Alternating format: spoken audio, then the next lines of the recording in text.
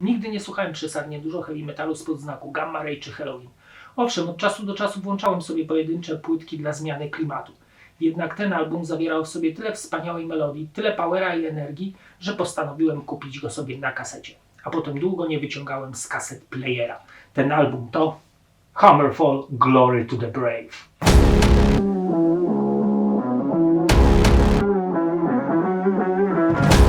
Hammerfall powstają w szwedzkim Göteborgu z inicjatywy Oskara Droniaka, który do tej pory jest jedynym oryginalnym członkiem zespołu. Debiutują w 1997 roku płytą Glory to the Brave, przy której maczali palce również członkowie Dark Tranquillity. Album utrzymywał się ponad 2 lata na niemieckiej liście Top 100, zaś magazyn Rock Hard obwołał go płytą roku. Trzeba przyznać, że dzięki swojemu image nawiązującemu do kapel grających w latach 80. oraz świeżemu podejściu do muzyki stali się prowodyrami takiego grania w drugiej połowie lat 90.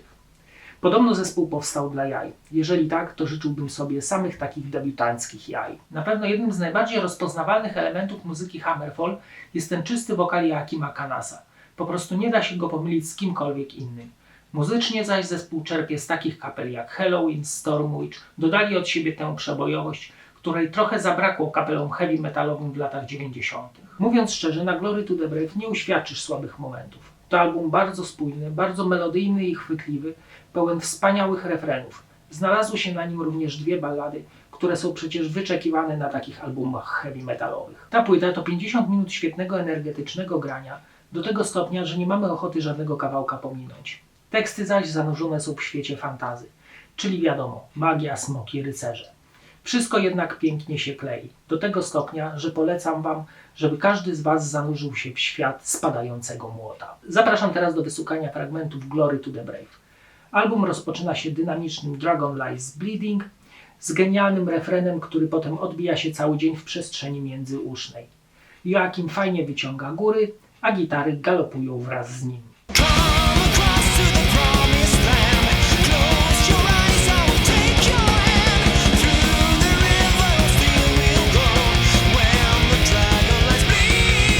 Trzeci na płycie jest utwór Hammerfall. Jest to swoisty manifest zespołu, ze wspaniałym również refrenem oraz bardzo melodyjną solówką.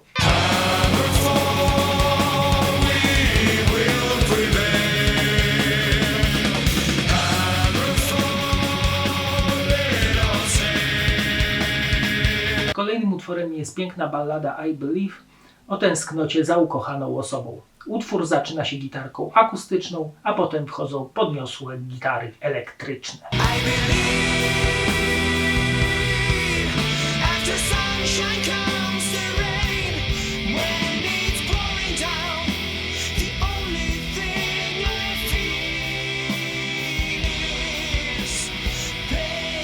Unchained zaś to utwór o walce zbrojnych rycerzy o swoje królestwo. Oczywiście pełne gitarowych, wspaniałych melodyjnych riffów oraz podniosłych refrenów.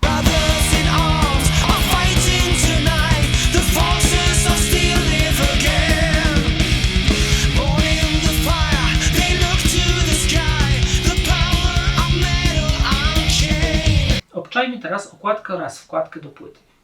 Okładka albumu na pomarańczowym niebie zdobi czarny rycerz z magicznym młotem, który miał przez lata rozwalać kolejnych wrogów metalu.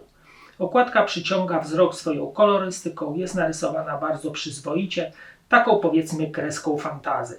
Nad rycerzem mamy nazwę zespołu, a pod nim tytuł albumu i wykonał ją Andreas Marshall, czyli rysownik odpowiedzialny za okładki takich zespołów jak Covenant, Immolation czy na przykład In Flames. Na kolejnych stronach wkładki, na tle wziętym po części z okładki, czyli takim pomarańczowym z drzewami, mamy wydrukowane teksty do utworów oraz zdjęcia chłopaków w tonacji czarno-białej. Na ostatniej stronie wewnętrznej wkładki są również podziękowania od zespołu. Zamykająca strona wkładkę jest to taki inicjał HF na czarnym tle z takimi mazulami. Tak prezentuje się CD, czyli na płycie mamy nadrukowane pomarańczową farbą rycerza, tytuł albumu oraz nazwę zespołu. Na stronie zamykającej pudełko jest napis Hammerfall, pod nim tytuły utworów, na tle części okładki oraz logo wydawcy. Na zakończenie powiem Wam, że zespół raczej nie spełnił pokładanych w nim nadziei. Z płyty na płytę było coraz gorzej, jednak debiut to klasa sama w sobie.